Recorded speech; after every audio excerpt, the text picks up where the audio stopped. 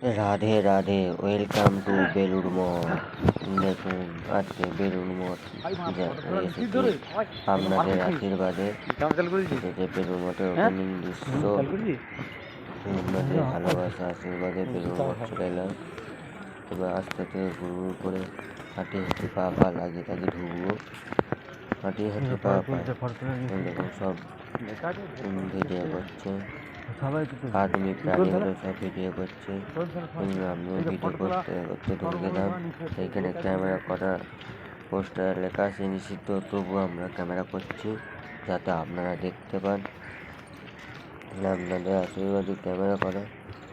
এই যে আমার সদস্য যাচ্ছে, একটা আস্তে আস্তে করে যাচ্ছে। এই যে বেলুড় মঠের মন্দির, ক্যামেরাটা আস্তে আস্তে চাপা দিয়ে রেখেছি, বার করবো। এই দেখুন বার করে এবারে মন্দির ছবিটা আপনাদেরকে দেখিয়ে দিল। এই মন্দিরটা বেলুড় মঠে ঢুকলে এই মন্দিরটা আগে দেখতে পাবেন। এই মন্দিরের ভেতরে রামকৃষ্ণদেব বসে আছে ধ্যানে মগ্ন হয়ে, মহাদেবের মতো বসে আছে ধ্যানে মগ্ন হয়ে। এবারে আমরা মন্দিরের ভেতরে ঢুকবো। মন্দিরের ভেতরে পরিস্থিতি কেমন আপনাদেরকে দেখাবো। আরো সুন্দর সুন্দর ছেলে মেয়ে যাচ্ছে। কপাল খারাপ যে আমার একটা মাল দেখে দেখি চলে যাচ্ছে। এই যে এখানে জুতো খুলে ঢুকতে হয়, এখানে জুতোটা খুলে রাখলাম। এবার জুতো খুলে ঢুকবো, সিঁড়ির উপরে উঠবো। সিঁড়ির উপরে উঠছি। সিঁড়িগুলো কত বড় বড় সিঁড়ি, আমাদের ঘরে এরকম সিঁড়ি নেই। সিঁড়িগুলো দেখিয়েছিলাম আস্তে আস্তে করে। ক্যামেরা বন্ধ, সিঁড়ি খোলা। কি হলো, অন্ধকার হয়ে গেল কেন? তাহলে আপনারা নিশ্চয়ই ভালোবাসা দেননি, এই জন্য অন্ধকার। ভালোবাসা দিলে নিশ্চয়ই আলো হতো, অন্ধকার হয়ে গেছে। আবার এইছি আপনাদের এই মন্দিরের ভেতরে ক্যামেরা করা যায় না, তবু আমি লুকিয়ে লুকিয়ে ক্যামেরা করছি যাতে আপনারা সবাই দেখতে পান, আবার খুশি হয়ে আবার যেতে পারেন। ঢোকা যাবে কিন্তু ক্যামেরা মোবাইল সব নিষিদ্ধ থাকে। আমি লুকিয়ে লুকিয়ে ক্যামেরা করছি যাতে মেয়ে ছেলেগুলো না দেখতে পায়, মেয়ে ছেলের ছবিগুলো তুলবো বলে চিন্তা না দেখতে পায়। ধরা পড়লে 20 লাখ টাকা ফাইন দিতে হবে। আপনারা দয়া করবেন যেন ফাইন না দিতে হয়। প্রণাম করছে, ঠাকুরের কাছে প্রণাম করে মানুষ করে নিচ্ছে। ওই যে রামকৃষ্ণদেব মনের মতো ধ্যানমগ্ন হয়ে বসে আছে, মনে হচ্ছে আরতি হবে। এই টাইমে সবাই বসে পড়ছে, মন্দির সবাই বসে পড়ছে। সব ধ্যানমগ্ন হয়ে সব চুপচাপ বসেছে এখানে দেখবে বলে। আমাদের দেখার ইচ্ছে নেই, আমরা শুধু ওই মূর্তি দর্শন করার ইচ্ছা। ওই জন্য আমরা গো টু হোম বাইরের দিকে পাল্টে যাচ্ছি। একা দেখে মস্তি থাকতে পারছি না, কেমন মনে রুক্কু লাগছে, ওই জন্য এখানে থাকা যাবে না। ওই যে বাইরে বেরিয়েছি, বাইরে বেরিয়ে যাচ্ছে। এই মন্দিরে বাঁ পাশের দৃশ্য এটা। আর এই সময় কি আমরা পেছনে পেয়ে যাচ্ছি, আমার পেছনে পেয়ে যাচ্ছে। ওরা আবার ব্যাকে আসতে হয়েছিল, আবার ব্যাকে আসতে হলো। চারিপাশের দৃশ্যটা উপভোগ করুন।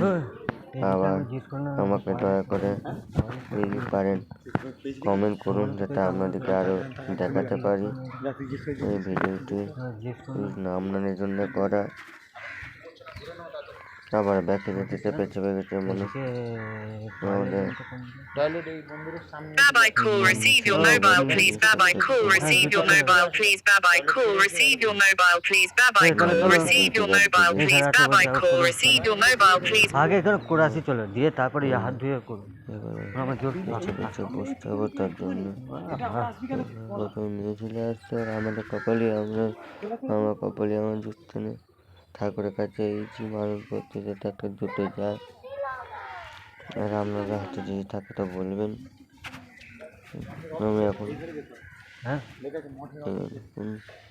ভেতর ঢুকে যেয়ে দেখতে পাচ্ছি বাবুরা বলে এখানে কিছুই নাই, পালিয়ে আয়। পালানোর দৃশ্য। হরে কৃষ্ণ কৃষ্ণ দূর থেকে ঝুলতে হয়। কৃষ্ণ কৃষ্ণ হরে হরে হরে রাম সবাই তো তুলছে। হরে Ram. Babai call, receive your mobile, please. Babai call, receive.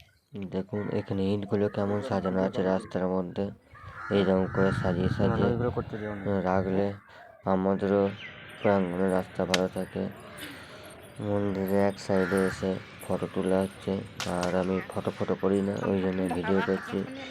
জানি ফটো করলে পুরো দৃশ্যটা আসে না, ওই জন্য ভিডিও করে আপনাদেরকে দেখাচ্ছি পুরো দৃশ্যটা।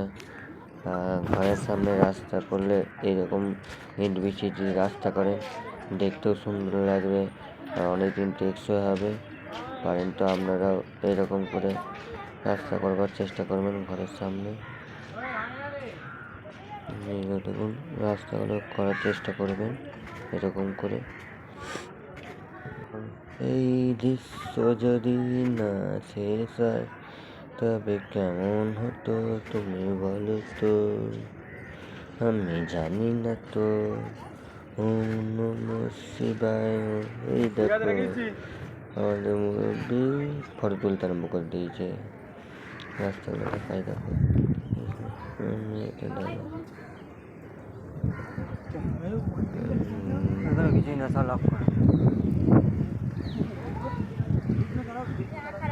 হ্যাঁ ডাব করে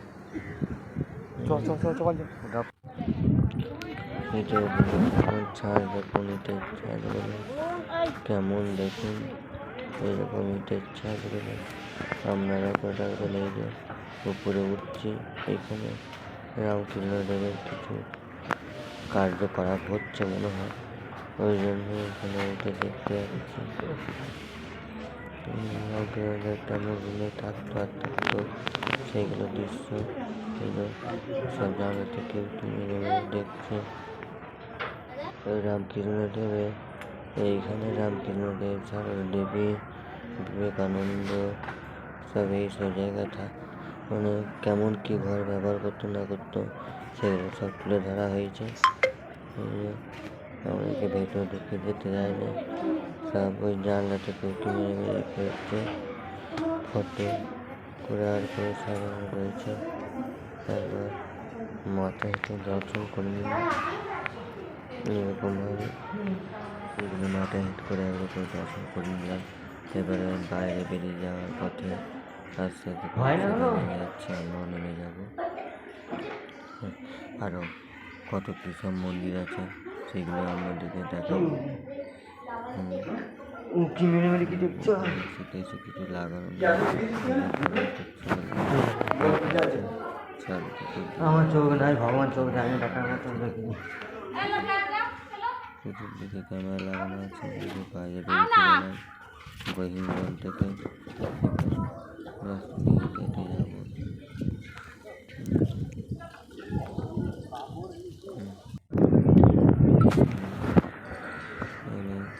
অন্য মন্দিরে একটা যাবো, সেই মন্দিরের দৃশ্যগুলো দেখবো। রাস্তা থেকে হেঁটে হেঁটে সব ঘুরতে হচ্ছে। একটা মন্দির, এখানে আমাদের মা কালী কিছু আছে মনে হয়। মা কালীর মন্দিরগুলো কত সুন্দর সুন্দর মন্দিরগুলো দেখুন। আমাদের পশ্চিমবাংলাতে এত ভালো ভালো মন্দির থাকতে পারে জানতাম না আগে। আমাদের পশ্চিমবঙ্গে দেশের মধ্যে পশ্চিমবঙ্গে আমার এটা রামকৃষ্ণদেবের মন্দির, যে রামকৃষ্ণদেব আছে চুপচাপ দেখুন দর্শন করে নিন, রামকৃষ্ণদেবের মন্দিরকে দর্শন করে নিন। আবার একটা অন্য এখানে হচ্ছে আর আমাদের কপাল খারাপ, আমাদের কপালে একটা হচ্ছে না। চলে গেছে। অন্য একটা মন্দিরকে দেখো, সেই মন্দিরটা অন্যদিকে তাকাবো,